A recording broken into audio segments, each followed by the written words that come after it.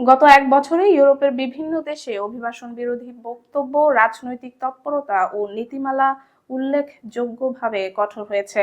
যুক্তরাজ্য সহ একাধিক দেশে অভিবাসীদের বিরুদ্ধে প্রকাশ্যে ঘৃণা, বর্ণবিদ্বেষী মন্তব্য এবং কড়াকড়ি নীতির দাবি এখন মূলধারার রাজনীতির অংশ হয়ে উঠেছে।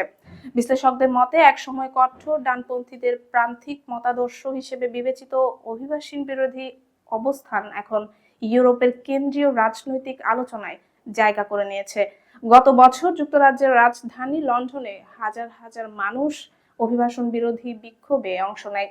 তাদের দেশে পাঠিয়ে দাও এমন স্লোগানে মুখর সমাবেশগুলোতে অভিবাসনকে জাতীয় পরিচয়ের জন্য হুমকি হিসেবে তুলে ধরা হয়। একই সময়ে ব্রিটিশ পার্লামেন্টের কয়েকজন রাজনীতিবিদ টেলিভিশন আলোচনায় দেশে অতিরিক্ত অশ্বেতাঙ্গ মুখ দেখা যাচ্ছে এমন মন্তব্য করে বিতর্কের জন্ম দেন। এই প্রবণতা শুধু যুক্তরাজ্যে সীমাবদ্ধ নয়। জার্মানির অল্টারনেটিভ ফর জার্মানি, ফ্রান্সের ন্যাশনাল র্যালি এবং যুক্তরাজ্যের রিফর্ম ইউকে এসব দল জনমত জরিপে শীর্ষ বা কাছাকাছি অবস্থানে রয়েছে। দলগুলো ব্যাপক বহিষ্কার নীতি এবং কঠোর অভিবাসন আইনের পক্ষে সরব।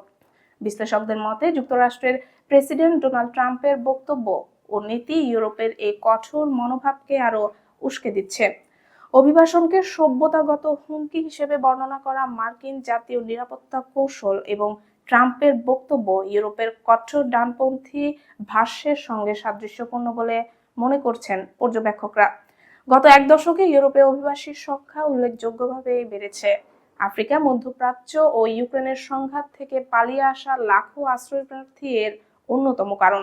যদিও মোট অভিবাসনের তুলনায় আশ্রয়প্রার্থীর সংখ্যা খুবই কম, তবুও অর্থনৈতিক স্থবিরতা, জাতীয়তাবাদী রাজনীতির উত্থান এবং সামাজিক যোগাযোগ মাধ্যমে বিভাজনমূলক প্রচার অভিবাসী বিরোধী মনোভাবকে উস্কে দিচ্ছে।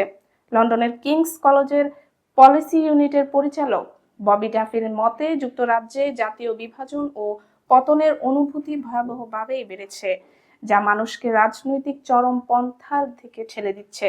2008 সালের বৈশ্বিক অর্থনৈতিক সংকট, ব্রেক্সিট বিতর্ক এবং কোভিড-19 মহামারী এই প্রবণতাকে আরো তীব্র করেছে।